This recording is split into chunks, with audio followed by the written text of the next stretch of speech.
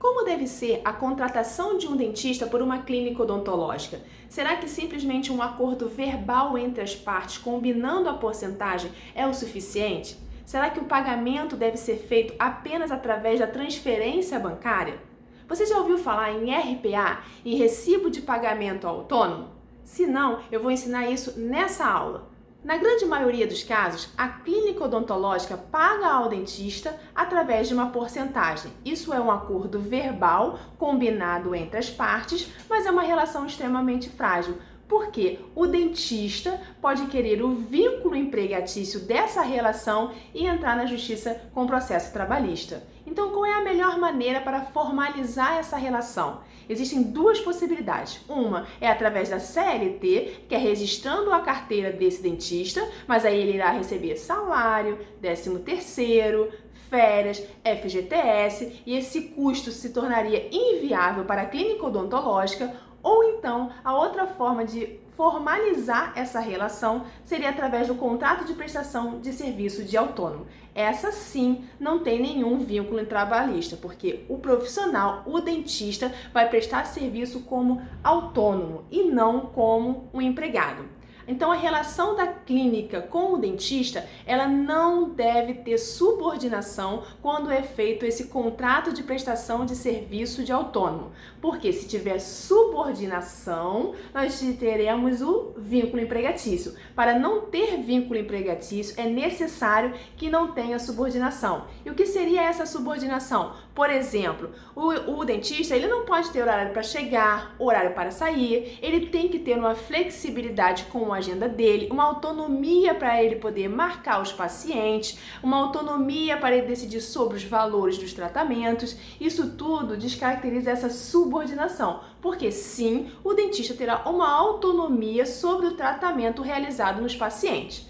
O que diz o artigo 442B da CLT? Que a contratação do autônomo, cumpridas por este todas as formalidades legais, com ou sem exclusividade, de forma contínua ou não, afasta a qualidade de empregado prevista no artigo 3 da CLT. Então, aqui está dizendo que mesmo que esse dentista trabalhe única e exclusivamente na sua clínica odontológica de forma contínua ou não, ele continua sendo autônomo. Ele não é empregado, desde que não tenha o quê? A subordinação. Não pode existir subordinação em contrato de prestação de serviço de autônomo, senão o que está caracterizado como vínculo empregatício.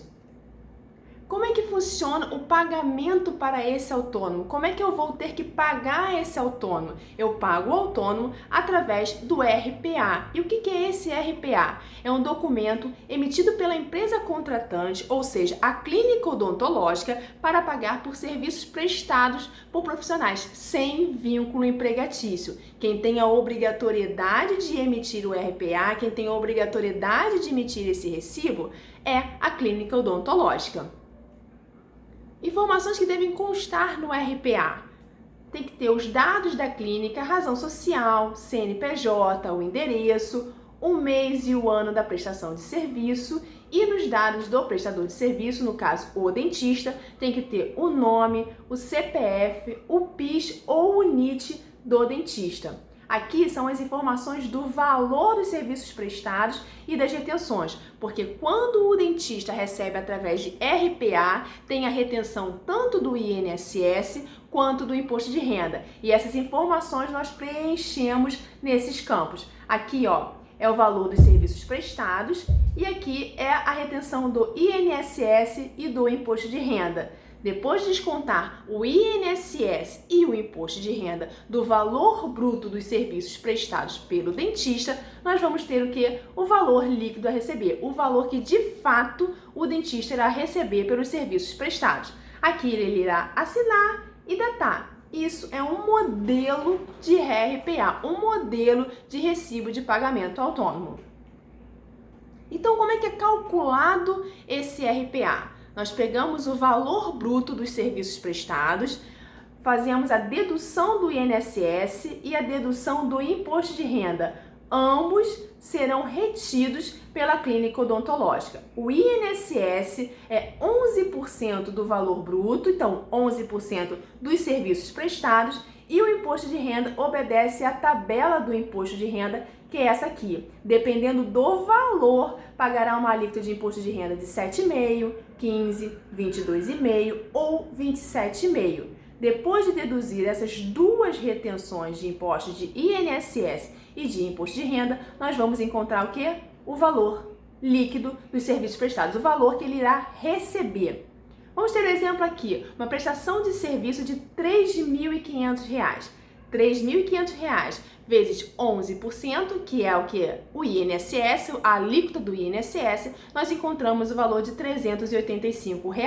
Esse será o valor retido de INSS. E como eu calculo o imposto de renda sobre essa prestação de serviço de R$ 3.500?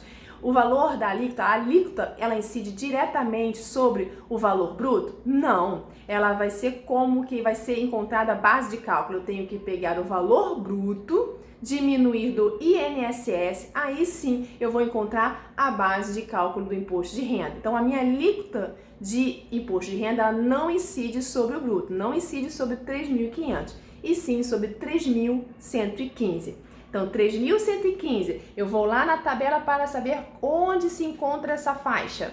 Voltando aqui, ó, se encontra na faixa de 15%, com uma parcela a deduzir de R$ 354,80.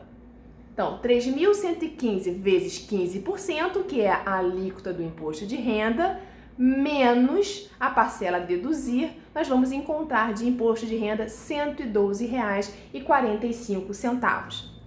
Então, nesse caso aqui, da prestação de serviço de R$ 3.500, nós temos o INSS de 385 e o imposto de renda de R$ 112,45. Esses dois valores serão retidos na fonte pela clínica odontológica e a clínica odontológica terá a obrigatoriedade de passar esses valores para a Receita Federal.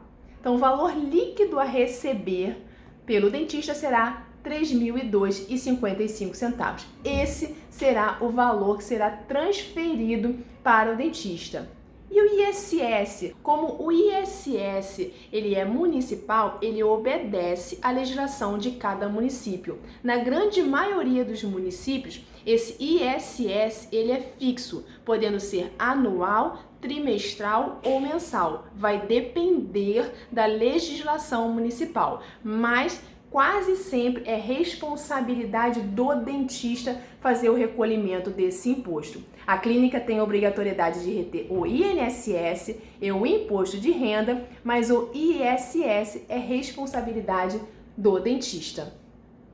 Então, vimos aqui a possibilidade de formalizar essa relação entre dentista e clínica odontológica através de um contrato de prestação de serviço. Esse contrato de prestação de serviço, geralmente eu indico que seja feito por um advogado, onde ele colocará todos os direitos e todos os deveres, tanto da clínica odontológica quanto do dentista. Essa formalização, ela não é boa só para a clínica, é boa também para o dentista. Muitos dentistas me reclamam que recebem na clínica odontológica de uma maneira errada e não conseguem fazer a declaração de imposto de renda deles, porque se a clínica pagou de forma errada, eles também não conseguem declarar esse dinheiro recebido de uma forma correta. Ao formalizar essa relação, a saída de dinheiro da clínica fica oficial, fica justificada e a entrada de dinheiro na conta do dentista também fica oficial, fica registrada. É bom para todo mundo. Não adianta vir com aquela desculpa, mas o dentista vai pagar mais dinheiro, vai pagar mais imposto porque está sendo retido o INSS